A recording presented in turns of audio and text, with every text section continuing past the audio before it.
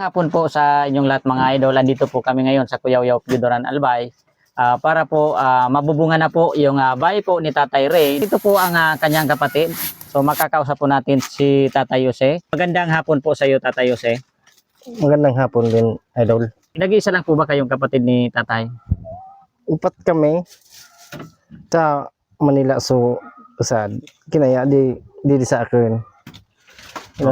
Na-stroke ya di kinatinabangan ni unguno ni Madam Banji, si Mayor po.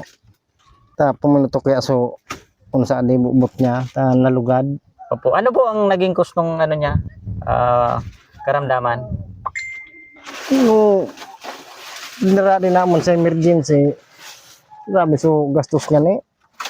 Ta ni-stroke nga ni. Sabi ko nga ni, pagka dara naman dito, di nagsadasimana kami, inuli ko na ta, nakin, marayray nang ito. Sabi ko, dito na sa nakin bulong-bulungon sa balay, sa baba. Opo. Nadipi sila na kumparado sa baba. Nagbuno ko din sa saitas daranta. So pagkatid na pagkawin. Opo. So bali kayo po yung panganay.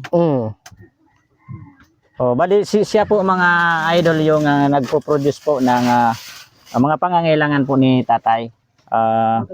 At kami po taus-pusong nagpapasalamat sa nag-sponsor po na mabubungan po itong maliit na bahay po ni Tatay Ray.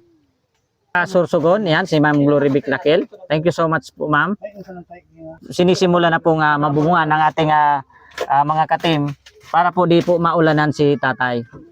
Tay, nung simula po nung nailabas mo po sa hospital, napa-check up nyo pa rin ba siya hanggang Sa ngayon? dabisi sana. Siya ulay na. Pero may gamot po siyang iniinom? Da naman ta no magtaw si Madam Arandian ng bulong. Amo naman sana nga to. Kagulpi na tinawsa mo na bulong. Pero hindi pa po siya na-try na ipa-therapy po? Di man. Tadyo man siya akong sisibuksan niya. Grabe so gastos. Suki, sapat lang po yung pang-araw-araw nung Pagkawin. pagkain. Pero nakakalakad po siya? Di. As in, tayo, nakaupo lang po, tsaka higa lang po siya. Yan, nakabit-kabit man nandi di sa uno di butong. Kaya po kayo, Tatay, at nabubungan na po yung inyong bahay dahil po sa tulong po ng Team Solid Uragon Vloggers in Extension.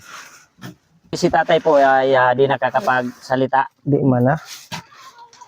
Matenggan so dila.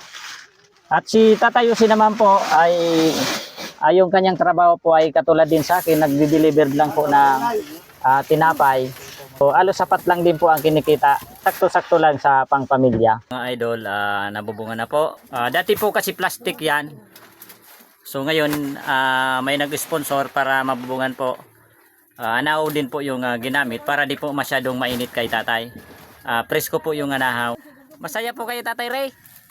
Sa ngayon po may tulong na iabot ang Team Solid Uragon para sa inyo, Tatay. Para galing po sa aming mag-asawa, para po sa kay Tatay.